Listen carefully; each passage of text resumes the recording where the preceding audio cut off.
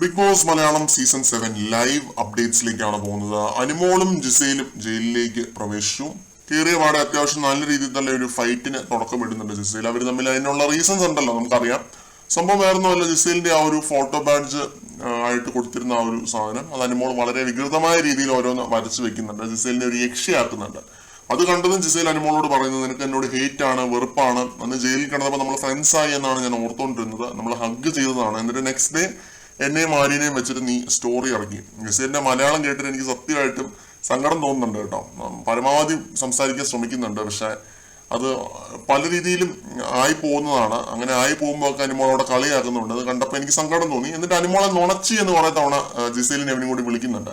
അനുമോൾ ഇപ്പോഴും അനുമോളുടെ സ്റ്റാൻഡിലും ജിസയിലിന്റെ സ്റ്റാൻഡിലും ഉറച്ചു നിൽക്കുന്നുണ്ട് എന്നുള്ളതാണ് ഇതിന്റെ അകത്തൊരു ഹൈലൈറ്റ്. മോശമായ രീതിയിലുള്ള വൃത്തികെട്ട രീതിയിലുള്ള കാര്യങ്ങളൊന്നും ജിസയിൽ ചെയ്തിട്ടില്ല എന്നൊരു ബോധ്യം ജിസയിലിനുണ്ട്.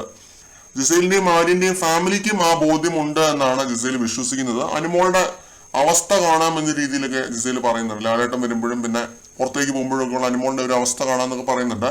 അൺഎഡ്യൂക്കേറ്റഡ് ആയിട്ടുള്ള ആളുകളാണ് ഇങ്ങനെയൊക്കെ ഓരോ കഥകൾ പടച്ചു വിടുന്നതെന്നും ഉള്ള രീതിയിലൊക്കെ ജിസയിൽ അനുമോളോട് പറയുന്നു. കയർക്കുന്നുണ്ട്. ഇവർ രണ്ടുപേരും അങ്ങോട്ടും ഇങ്ങോട്ടും നല്ല രീതിയിൽ തന്നെ കയർക്കുന്നുണ്ട്. ഇങ്ങനെയൊക്കെ പറയുമ്പോൾ അനുമോള് കലിപ്പാവുന്നുണ്ട് ഈ അൺഎഡ്യൂക്കേറ്റഡ് എന്നൊക്കെ ഉള്ള കാര്യങ്ങൾ പറയുമ്പോൾ.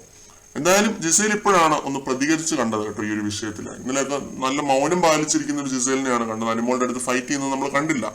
ഒരുവിധം ഒപ്പിച്ച് മലയാളത്തിൽ ജിസയിൽ പറയുന്നുണ്ട്. ഇതിലെന്താണ് ചെയ്യേണ്ടതെന്ന് അറിയാമോ? ലാലേട്ടം വരുന്ന എപ്പിസോഡിൽ ഇത് തെളിവ് സഹിതം അങ്ങ് കാണിക്കണം. പുതപ്പിനകത്ത് ഇവർ എന്താണ് ചെയ്തത്, കിസ് ചെയ്തോ എന്നുള്ളത് അങ്ങ് കാണിക്കണം. അങ്ങനെ ആ സൂക്കേട് അങ്ങ് തീർന്നു കിട്ടും. കഴിഞ്ഞ സീസണിൽ ഈ അനുമോൾ ഉണ്ടായിരുന്നു എന്നുണ്ടെങ്കിലുള്ള ഒരു അവസ്ഥ നിങ്ങളൊന്ന് ആലോചിച്ച് നോക്കിയേ. ആ ഒരു ഫീമെയിൽ കണ്ടസ്റ്റന്റ്, സീസൺ 6 ആ ഒരു ഫീമെയിൽ കണ്ടസ്റ്റന്റ് അനുമോളുടെ തലക്കിട്ട് അടിച്ചിട്ട് ഇറങ്ങിപ്പോയനെ. മനസ്സിലായില്ലേ? തലക്കിട്ട് അടിച്ചിട്ട് പുറത്തേക്ക് പോകാൻ ആ ലെവലിലുള്ള വൃത്തികേട് കഴിഞ്ഞ സീസണിൽ നമ്മൾ കണ്ടിട്ടുണ്ട്. നമ്മൾ പ്രേക്ഷകർ അത് കണ്ടിട്ടുണ്ട്. ഞാനൊന്നും കുറെ കാര്യങ്ങൾ കണ്ടിട്ടും കാണാത്ത പോലെ നടിച്ചിട്ടുണ്ട് കഴിഞ്ഞ സീസണിൽ. അത്രയ്ക്കൊന്നും ഇവിടെ ഉണ്ടായിട്ടില്ല. എന്നിട്ട് ഇത്രയും മോറൽ പോലീസിംഗ് ആണ്, സദാചാര പോലീസ് കളിയാണ്. സംസാരിച്ചു തുടങ്ങിയാൽ ഈ കേസ് പറഞ്ഞ് നമുക്കൊരു 1 hour ഇരിക്കാം. അതുകൊണ്ട് ഇത്രേ ഞാൻ പറയുന്നുള്ളൂ. ഞാൻ പറഞ്ഞു ചുരുക്കുവാണ്.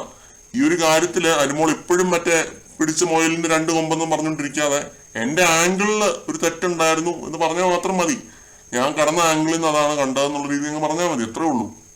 സീസൺ 6 അനുമോൾ പോകേണ്ടിയിരുന്നത് കേട്ടോ. സീസൺ മാറിപ്പോയി. മോശം സീസൺ മാറിപ്പോയി. അനുമോളെ സീസൺ 6 വിടേണ്ടിയിരുന്നത്. കൂടുതൽ അപ്ഡേറ്റുകളുമായിട്ട് നമുക്ക് വീണ്ടും കാണാം.